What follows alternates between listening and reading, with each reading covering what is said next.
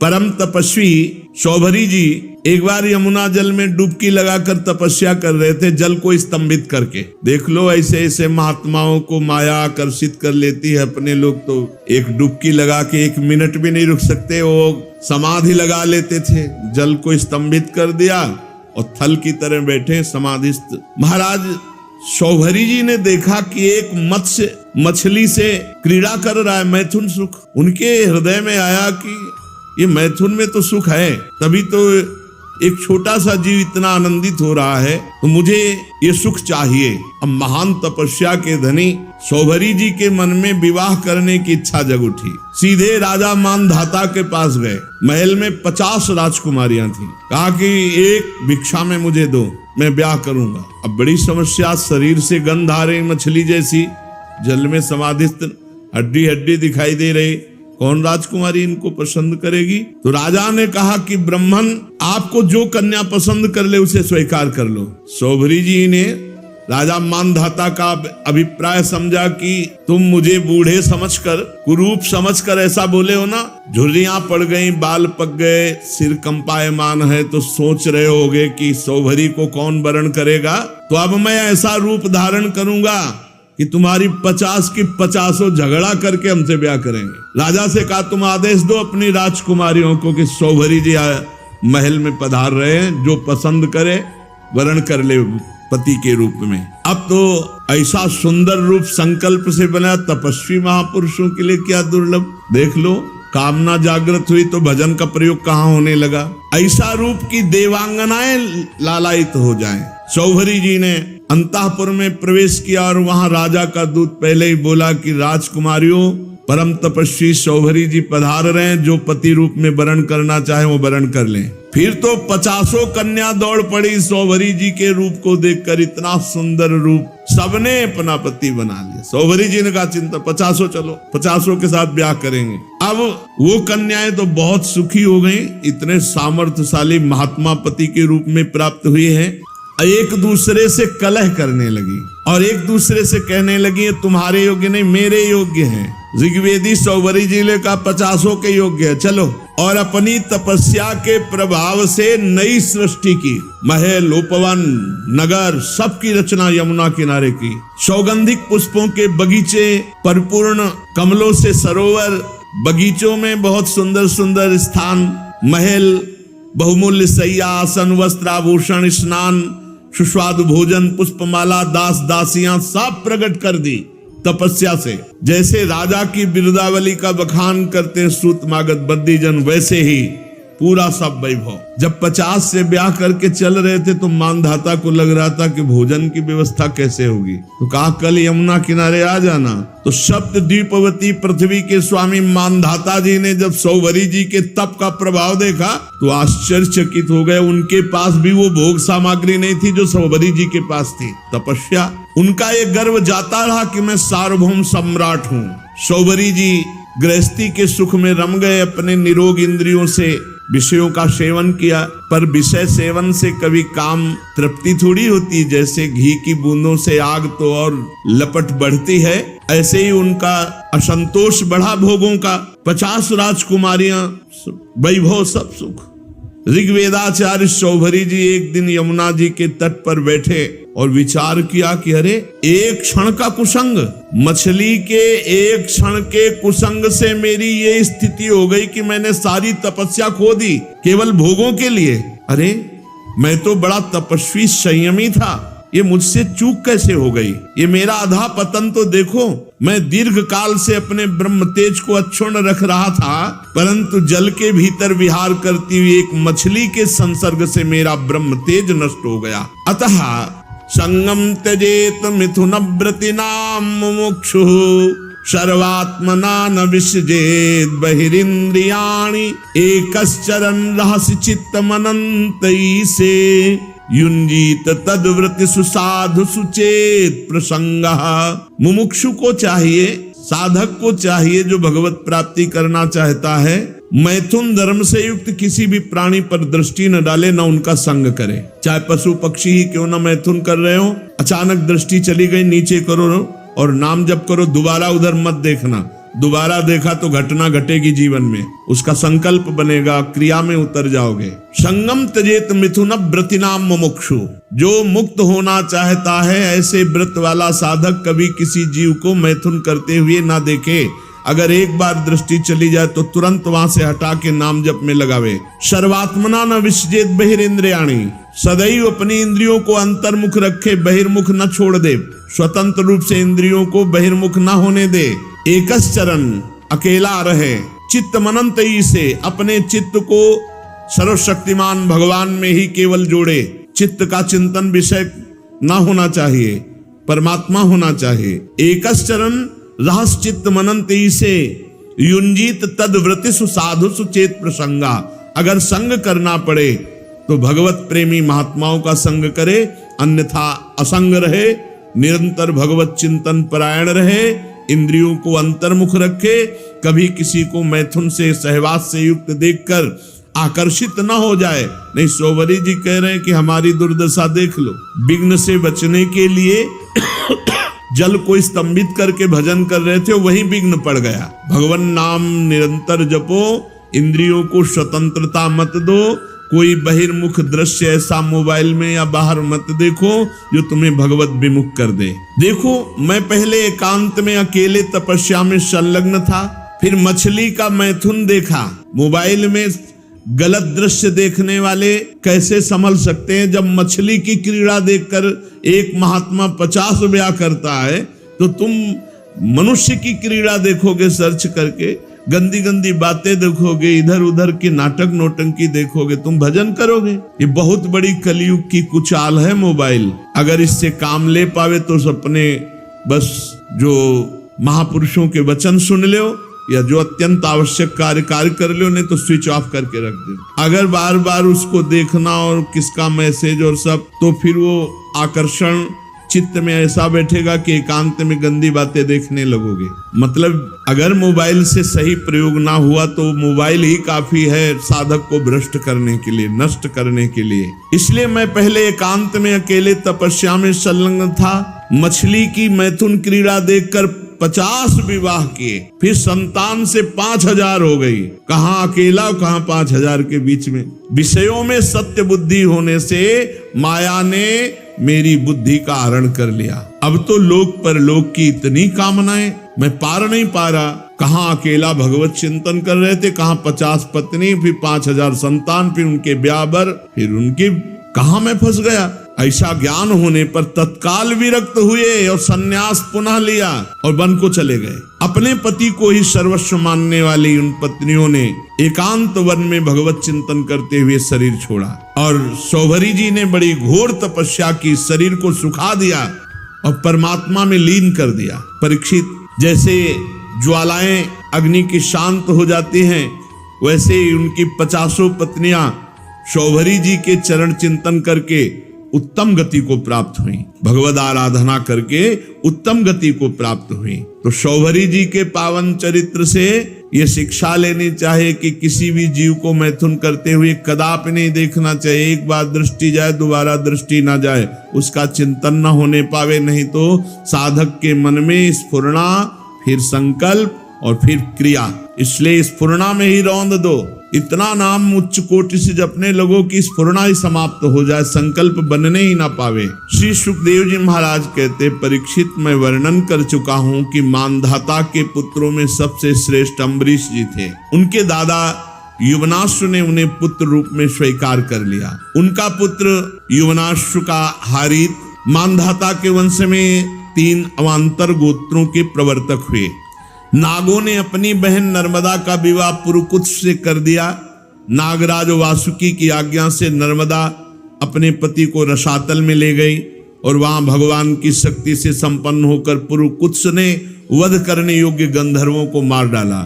इस पर नागराज ने प्रसन्न होकर पुरुकुत्स को वर दिया कि जो इस प्रसंग का स्मरण करेगा उसे सर्पों से कोई भय नहीं रह जाएगा। राजा पुरुकुत्स का पुत्र त्रिशदस्य था, उसके पुत्र हुए अनरण्य, अनरण्य के हर्यश्व, उसके अरुण और अरुण के त्रिबंधन, त्रिबंधन के पुत्र सत्यव्रत हुए।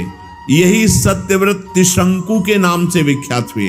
यद्यपि त्रिशंकु अपने पिता और गुरु के शाप से चांडाल हो गए थे, परंतु विश्वामित्र जी के प्रभाव से सशरीर स्वर्ग चले गए। जब देवताओं ने देखा अनाधिकारी तप के बल से स्वर्ग भेजा गया, तो वहां से ढकेल दिया और वे नीचे को सिर किए हुए गिर पड़े। परंतु विश्वामित्र जी के तपोबल से वो आकाश में ही स्थित है। न स्वर्ग मिला, न ये लोग बीच में टंगे हुए हैं। त्रिशंकु जी वे अब भी आकाश में लटके हुए हैं। त्रिशंकु के पुत्र थे हरिश्चंद्र जी। उनके लिए विश्वामित्र और वशिष्ठ एक दूसरे को शाप देकर पक्षी हो गए और बहुत वर्षों तक लड़ते रहे। हरिश्चंद्र के कोई संतान न थी, इससे वो बहुत उदास रहा करते थे। नारद जी के उपदेश से वे वरुण देवता की शरण में गए। उनसे प्रार्थना की कि प्रभु मुझे पुत्र प्राप्त हो। महाराज मेरे वीर पुत्र होगा तो मैं उसी से आपका यजन करूंगा। वरुण देवता ने कहा ठीक है। तब वरुण की कृपा से हरिश्चंद्र के रोहित नाम का पुत्र हुआ। पुत्र होते ही वरुण ने आकर कहा हरिश्चंद्र तुम्हें पुत्र प्राप्त हो गया, अब इसके द्वारा मेरा यज्ञ करो। हरिश्चंद्र ने कहा जब आपका ये रोहित 10 दिन से अधिक का हो जाएगा तब यज्ञ योग्य होगा। 10 दिन बीतने पर वरुण जी ने आकर के आप मेरा यज्ञ करो। हरिश्चंद्र ने कहा जब आपका ये रोहित मुंह में दांत निकल आएंगे तब यज्ञ के योग्य होगा। दांत उगाने पर वरुण देवता ने कहा तो दांत निकल आए, मेरा यज्ञ करो। हरिश्चंद्र ने कहा जब इसके दूध के दांत गिर जाएंगे तब ये यज्ञ के योग होगा। जब दूध के दांत गिर गए तो वरुण देवता ने कहा अब तो मेरा यज्ञ करो। हरिश्चंद्र ने कहा जब दोबारा दांत आ जाएंगे तब ये यज्ञ के योग्य होगा। दांतों के उगाने पर वरुण ने कहा मेरा यज्ञ करो। हरिश्चंद्र ने कहा महाराज क्षत्रिय राजकुमार तब यज्ञ के योग्य होता है जब वो कवच धारण करने लगे। राजा हरिश्चंद्र पुत्र के प्रेम से ऐसा टालते रहे। उनका हृदय पुत्र प्रेम में जकड़ा हुआ था। जो जो समय बताते वरुण देवता उसी की बाट देखते। जब रोहित कुंवर को इस बात का पता चला कि पिताजी तो मेरा बलिदान करना चाहते हैं, तो अपने प्राणों की रक्षा के लिए हाथ में धनुष लेकर वन में चले गए। कुछ दिन के बाद उन्हें मालूम हुआ कि वरुण देवता ने रुष्ट होकर मेरे पिताजी पर आक्रमण किया है, जिसके कारण वे महोदर रोग से पीड़ित हो रहे।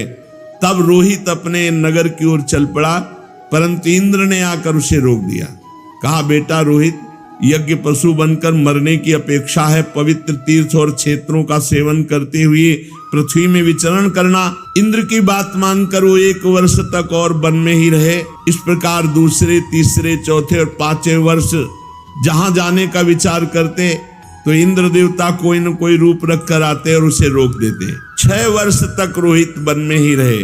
7वें वर्ष जब वो अपने नगर को लौटने लगे तो उसने अजीगर्त से उनके मंझले पुत्र शुनासेप को मोल ले लिया और उसे यज्ञ पशु बनाने के लिए अपने पिता को सौंपकर उनके चरणों में नमस्कार किया। तब परम यशस्वी श्रेष्ठ चरित्र वाले राजा हरिश्चंद्र ने महोदर रोग से छूटकर पुरुषमेध यज्ञ के द्वारा वरुण आदि देवताओं का यजन किया। उस यज्ञ में विश्वामित्र जी होता हुए, परम संयमी जमदग्नि जी ने अध्वर्यु का काम किया, वशिष्ठ जी ब्रह्मा बने, अयास्य मुनि सामगान करने वाले उद्गाता बने। उस समय इंद्र ने प्रसन्न होकर हरिश्चंद्र को एक सोने का रथ दिया। आगे चलकर मैं शुनासेप का महात्म वर्णन करूंगा। हरिश्चंद्र को अपनी पत्नी के साथ सत्य में दृढ़ता पूर्वक स्थित देकर विश्वामित्र जी बहुत प्रसन्न हुए। विश्वामित्र जी ने बड़ी कठोर परीक्षा ली हरिश्चंद्र जी की। एक दिन महाराज हरिश्चंद्र जी अपने राज्य के वन में भ्रमण कर रहे थे तो आवाज आई कुछ स्त्रियों की, रक्षा करो, रक्षा करो। महाराज हरिश्चंद्र ने विचार किया कि हमारे राज्य में कोई बेविचारी तो है नहीं जो ऐसा कर सके। उनके राज्य में कोई ऐसा नहीं था। बहुत कठोर शासन हरिश्चंद्र जी का। ये अयोध्या के चक्रवर्ती सम्राट थे। धर्मात्मा, प्रजापालक, दानवीर, भगवत भक्त और धर्म निष्ठा का ऐसा प्रभाव कि इनके राज्य में कोई किसी माता बहन की तरफ गंदी दृष्टि से भी नहीं देख सकता था। इसीलिए उनके राज्य में किसी की अकाल मृत्यु नहीं होती, किसी को रोग नहीं होता।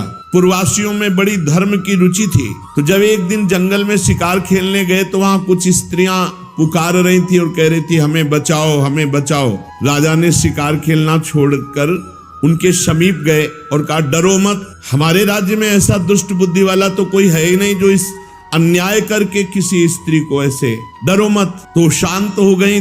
पास में देखा विश्वामित्र जी खड़े थे और वो स्त्रियां और कोई नहीं थी, विद्याएं थी।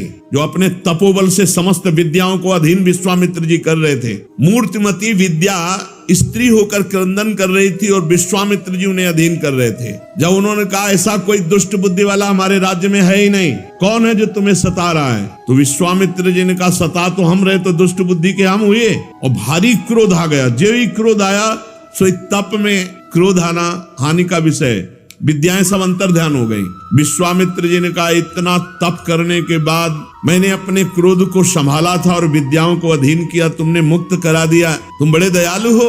गुस्सा में कहा। हरिश्चंद्र जी ने हाथ जोड़कर विनय पूर्वक कहा मुनि मैं राज्य धर्म का पालन कर रहा हूँ। राजा का कर्तव्य है यदि कोई अनाथ कोई शरणागत किसी भी तरह सताया जाता है तो उसकी रक्षा करना कर्तव्य है। अच्छा तो फिर मेरी भी रक्षा करो, मेरी इच्छा अनुसार दान करो। राजा ने कहा आदेश कीजिए। तो उनका इस समय तुम्हारे पास क्या है? घोड़ा, खजाने की चाबी, दो। दान ले लिया और कहा दक्षिणा में हमें प्रचुर स्वर्ण चाहिए। कहा दिया, ठीक चलो दक्षिणा दो। तो उनका खजाने तो पहुंचे। बोले मिथ्यावादी, जब खजाने की चाबी दे दी तो खजाना तेरा कैसे? हाँ ये बात तो है। और घोड़ा दे दिया तो जहां तक घोड़े की टाप गई सारा राज्य मेरा। बहुत दानी बनता है, बहुत उदार बनता है, विद्याओं की रक्षा करेगा तू, अब दे। तो उनका महाराज चिंता मत करो, हमारे राज्य में तो हमको कोई खरीदेगा नहीं और वो राज्य अब आपका हो चुका है। इसलिए राजा ने विचार किया कि सभी शास्त्र पुराण कहते हैं काशीपुरी भगवान शंकर के त्रिशूल पर बसी है और उसके अधिपति देवाधिदेव महादेव हैं। अतः वो परम दिव्यपुरी में चल करके अपने आप को बेचना चाहिए और जो बेचने से स्वर्ण मिले वो दक्षिणा में देना चाहिए। जो अभी चक्रवर्ती सम्राट थे विश्वामित्र जी ने नंगे पैर निकाला राज्य से और जाओ बिको और दक्षिणा दो। अब परम सुकुमारी रानी सेव्या पुत्र रोहित काशी को चल पड़े। मार्ग में मुनि ने एक माया रची की राजा रानी और रोहित तीनों को अत्यंत प्यास लगी, बहुत सुंदर जल की मीठे जल की सृष्टि की और आप बैठ गए ब्राह्मण के वेश में और कहा आओ पानी पी लो।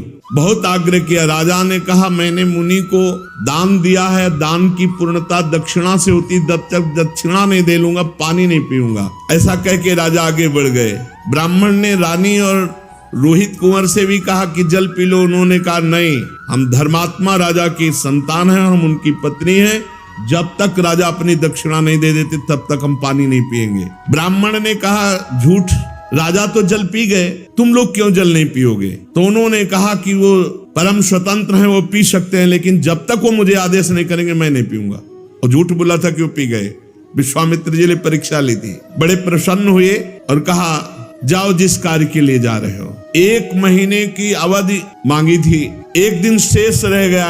अब यहाँ अयोध्या से काशी पैदल चल के जाना। विश्वामित्र जी ने कहा कि अगर तुमने हमारी दक्षिणा नहीं दी और समय पूरा हो गया तो मैं तुम्हें शाप दे दूंगा। आज का अंतिम दिन है। हरिश्चंद्र ने मुनि को प्रणाम किया और कहा अभी आधा दिन शेष है, अभी आप कुछ मत बोलिएगा, प्रयास करते हैं कोई मुझे खरीद ले। आपने इतने दिन प्रतीक्षा की और कर लीजिए, आधा दिन की ही तो बात है। मुनि अंतर्धान हो गए। राजा ने अपने बेचने का निश्चय करके पुकारा। साध्वी रानी ने कहा महाराज अगर आप बिक जाएंगे तो मैं और पुत्र। तो उन्होंने कहा देखो धर्म के लिए सब कुछ बलिदान है, अगर पूरी दक्षिणा नहीं पड़ी तो आपको भी बेच दूंगा, पुत्र को भी बेच दूंगा, अपने आप को बेच दूंगा। पति की ऐसी अवस्था देख करके रानी बहुत अंदर से विकल हुई। उधर विश्वामित्र जी की कड़ी चेतावना, तो चित्त में दुख है और गदगद कंठ से पुकार कोई मुझे खरीद ले। तो एक वृद्ध ब्राह्मणी के वेश में 500 स्वर्ण मुद्राएं देकर के रानी को खरीदा। रानी ने उस ब्राह्मणी से प्रार्थना की कि यथाशक्ति मैं घर की पूरी सेवा करूंगी, कभी इंकार नहीं करूंगी। मेरी 3 बातें आपको माननी होंगी। मैं कभी किसी पुरुष से संभाषण नहीं करूंगी, एकांत में नहीं मिलूंगी, किसी का जूठा नहीं खाऊंगी और सेवा के अतिरिक्त मैं एकांतवास करूंगी, मेरे समीप कोई नहीं आना चाहिए। स्वीकार कर लिया। अब राजा के सामने ही रानी बिक गई। अब पुत्र को अंचल पकड़कर माँ के संग जाते देख करके पहले तो बहुत हटाया, जब नहीं हटा तब कुछ स्वर्ण मुद्राएं देकर पुत्र को भी साथ में खरीद लिया। राजा अत्यंत दुख से व्यथित कि कहाँ राजकुमार और महारानी कैसे रहती थी, आज बिक करके सेवा में। विश्वामित्र जी आधम के राजा ने प्राप्त धन कि हमने पुत्र और पत्नी बेच दिया, ये लीजिए, तो उनका शेष पूरा कौन करेगा? कहा महाराज अभी मैं हूं ना, मैं अपने को आवाज लगाता हूं, कोई न कोई मिल ही जाएगा। तो उसी समय चांडाल खरीदने के लिए उपस्थित हुआ, विश्वामित्र जी की पूरी दक्षिणा दी। जब राजा को पता चला खरीदने वाला मेरे को चांडाल है, तो उन्होंने कहा विश्वामित्र जी आपकी शाप की अग्नि से जलकर मरना ठीक है, लेकिन इस चांडाल की अधीनता मैं स्वीकार नहीं कर सकता। विश्वामित्र जी समय खत्म हो रहा है, मुझे दक्षिणा चाहिए थी, वो मिल गई, अब तुमको चांडाल के अधीन होके रहना पड़ेगा। अब तो उसकी इच्छानुसार बन करके दास सेवा करनी होगी। विश्वामित्र जी ने कहा 1 अरब स्वर्ण मुद्रा दी है, हरिश्चंद्र तुम्हारे को खरीद लिया इस चांडाल ने। बड़ी विडंबना, चक्रवर्ती सम्राट चांडाल के अधीन। उन्होंने कहा स्मशान में पहरा दो, रात्रि में स्मशान के पहरा में काम में लगा दिया। अब और दिन रात लाठी लिए हुए मरघट में सौदाह करने वालों से कर वसूल करते। जहां सैकड़ों दासियां सेवा में रहती थी, वहां महारानी दासी बन करके ब्राह्मणी के यहाँ सेवा में झाड़ू लगाना, घर लीपना, जल भरना, ये सब। और राजकुमार रोहित को भी सेवा दी गई थी, पुष्प चयन करके लाओ। विश्वामित्र जी को इतने पे भी संतोष नहीं हुआ, चांडाल की आज्ञा से नादों में जल भरते थे और विश्वामित्र जी उन नादों को फोड़ देते। जब जल बह जाता तो चांडाल आकर बहुत तिरस्कार करता हरिश्चंद्र का, हाथ जोड़े सर झुकाए खड़े रहते हरिश्चंद्र। एक दिन पुष्प चयन करने के लिए संध्या के समय राजकुमार रोहित गया तो वहां सर्प ने डस लिया, तत्काल प्राणांत हो गया बालक का। अब महारानी जिस पुत्र का मुख देखकर जीवित थी, वो पुत्र विधाता ने छीन लिया। दुख पे अपार दुख, रात्रि का घोर अंधकार, आकाश में मेघ आच्छन्न है, अकेली पुत्र के शव को लोग लेकर रोती हुई जा रही, वहां कोई साथ नहीं, कोई ब्राह्मणी साथ नहीं। श्मशान में पहुंची, हरिश्चंद्र जी ने देखा, अरे ये हालत हमारी पत्नी की धर्म के लिए, लेकिन मैं जब भिक्षु का हूं तो अपने धर्म से नहीं हटूंगा। रानी विवश में ही रात में सौ लेकर श्मशान जब गई तो वहां बहुत जोर के रोती हुई हरिश्चंद्र से कहा कि तुम्हारा पुत्र पधार गया है, सर्प ने काट लिया है। हरिश्चंद्र बोले श्मशान के स्वामी का पहले कर दो, फिर आपके लिए बिक गई हूँ, आपके लिए बिकी हूँ पुत्र के सहित, तो पुत्र पधार गया है, हमसे कह रहे हो कर दो, कहां से दूं, क्या है हमारे पास? अयोध्या नरेश चक्रवर्ती सम्राट महाराज हरिश्चंद्र वज्रपात मानो हो गया हो, लेकिन हिले नहीं, अपने धर्म में रहे। उन्होंने कहा कि तुम कल्पना भी नहीं कर सकती हो कि हरिश्चंद्र का हृदय इस समय कैसा है। देवी आज्ञा का पालन अपने स्वामी को कर दिए बिना यहाँ हम सौदाह या प्रवाह नहीं होने देंगे। तुम अपने धर्म का पालन करो और मैं अपने धर्म का पालन करूंगा। देखो तुम तनिक भी डिगना नहीं, भारी से भारी संकट आने पर भी तुम अपने धर्म में स्थित रहना, धर्म तुम्हारी रक्षा कर लेगा। सौ ढकने के लिए कोई वस्त्र तो था नहीं, तो अपने जो शरीर में वस्त्र था उसके पहला ही टुकड़ा करके लपेट कर लाई थी। पतिव्रता ने दूसरा उसी कपड़े का जैसा हिस्सा फाड़ा और कहा कि ये कर के रूप में ले लो। जे ही उन्होंने लिया तो विश्वामित्र जी प्रकट हुए और कहा आपने वो करके दिखाया, कोई मैं एक महात्मा के वचनों का पालन करने के लिए या धर्म के पालन के लिए इस तरह अपने जीवन को, राज्य को, परिवार को। उसी समय जो चांडाल ने खरीदा था वो प्रकट हुए और कहा जानते हो मैं मूर्तिमान धर्म हूं, तुम्हें दास कौन बना सकता है? जो धर्मात्मा पुरुष है उसको किसी की त्रिभुवन में ताकत नहीं कि उसे दास बना सके। साक्षात धर्म ने ही चांडाल रूप होकर के खरीदा था। साक्षात अम्बा अन्नपूर्णा ने ही जो ब्राह्मणी के वेश में थी वो कुंवर को और रानी को खरीदा था। देवराज इंद्र ने अमृत की वर्षा की, रोहित कुंवर जीवित हो गए। विश्वामित्र जी ने कहा अपनी चाबी पकड़ो और ये लगाम घोड़े, जाओ तुम्हारी जय हो, तुम माया पर विजय प्राप्त कर चुके हो। देवराज ने कहा कि अब तुम्हें मृत्युलोक का राज्य करने की जरूरत नहीं, सशरीर स्वर्ग की यात्रा करो। हरिश्चंद्र ने कहा नहीं, मर्यादा है, धर्म कहता है तो पहले यहाँ हम तप के द्वारा शरीर छोड़ेंगे, फिर जो भगवान गति देंगे। तो अयोध्या में पुनः महाराज हरिश्चंद्र जी आए, प्रजा जय जयकार करती हुई बहुत सुख में निमग्न हुई। सत्यात् परो धर्मः, सत्य से बढ़कर कोई परम धर्म नहीं, और जो धर्म का पालन करने के लिए कष्ट सहता है उसकी सदैव विजय होती है। ऐसे महाराज त्रिशंकु के पुत्र हरिश्चंद्र जी थे, जिनका यश सत्य के लिए विस्तार को प्राप्त हुआ। शेष चर्चा आगे। श्री राधा वल्लभ लाल की।